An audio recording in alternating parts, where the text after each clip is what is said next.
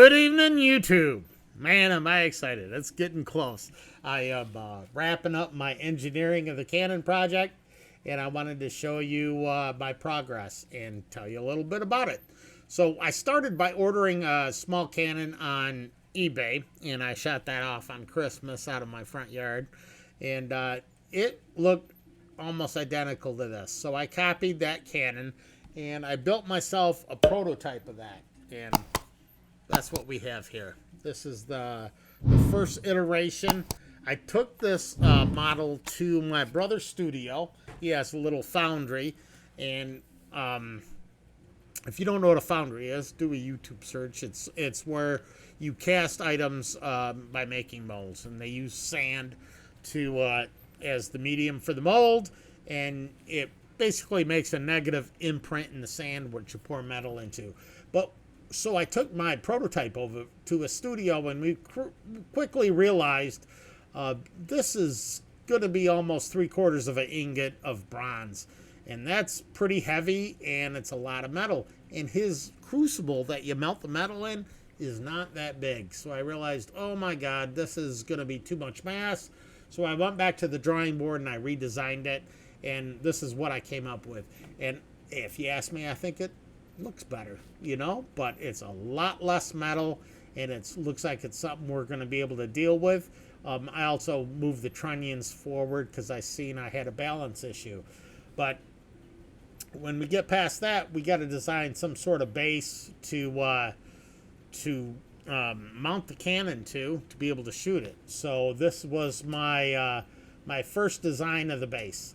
And if you're wondering why it looks funny, is how OpenSCAD works is you basically make shapes and then you add or subtract the shapes to create your product. So my cylinder here is going to create the hull.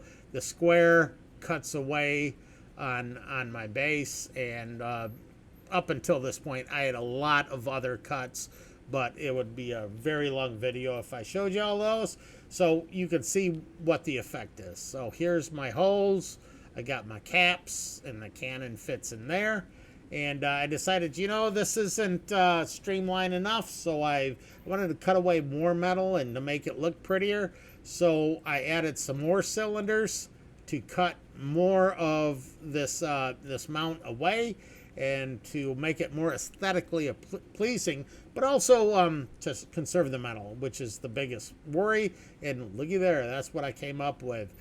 But I still wasn't happy. I wanted to, this round base I thought was a little too big, and at this point I decided the best place to mount the Canon for firing is off of a winch. So I decided to slim it up, and I added these squares to cut away some additional material. Now, the final result I was quite happy with. This is small, it's going to be light, and all I have to do now is create the mount that goes into your winch. It's the end of your winch handle, and that's a star connection. So that's what I created here. And as you can see, it looks just like the end of your winch handle.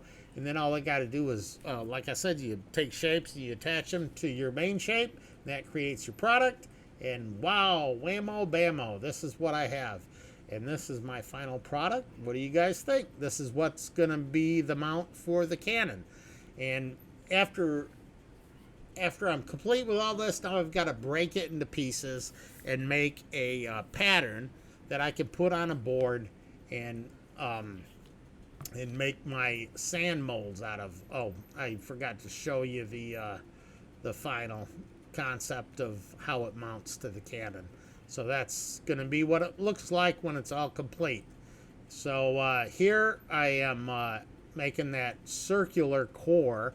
That's going to make the hole through the trunnion mounts. It's a core box, and I have one here. Here it is. I've already printed it. So this is what it looks like. And what you do is you put the box together, and I fill this with sand, and it hardens overnight. And that's going to be placed into the mold to make that hole for the mount, the trunnions. And here's the partial bit of the core box for the star mount. and that's right here. And you can see it's two-piece. I got the star mount in there. It's in negative because you put the sand in, or it's in positive because you put the sand in. And when you pull the core out, it becomes a negative, and you put it in the pattern. And that's how that works. So the next core box I needed to create was the main one, the square core box. And that's this core box here. It splits apart. It's got the square and the round for the trunnion mount. And then all I have to do now is do the main patterns, and this is what the main pattern looks like for the actual mount. So I showed you this core box, which is this one. It's the square and the cylinder, and that's this core box. This core box is the star core box. This one goes here. That's going to create that core right there. And so the main pattern I cut in half, and I place both halves on either side of a plate. And this is the plate right here. So here's the half a pattern. If you can see it right there. Here's the caps for the pattern, and the top side there. I messed that one up. So, and that goes on this plate, and then you pound sand on it to make your mold. And I'm going to video all the mold making process when we get to that point. But as you can see, here's the caps. So that's the caps of the trunnion. And so that's the exciting news. I am so close. I'm thinking about 2 weeks. I'll have this pattern made. I'll have my initial cores made, and I'll be able to produce my canon.